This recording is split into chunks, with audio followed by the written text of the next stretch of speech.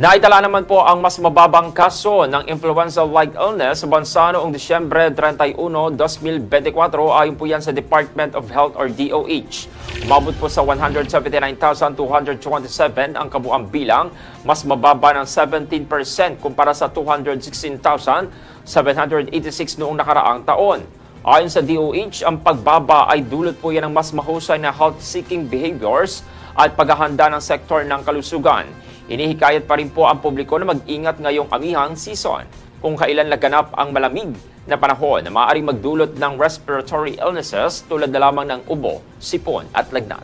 Ipinapayo naman po ng DOH ang respiratory etiquette gaya na lamang ng pagtatakip ng ubo, pananatili sa bahay kung may sakit at madalas na paghuhugas ng kamay.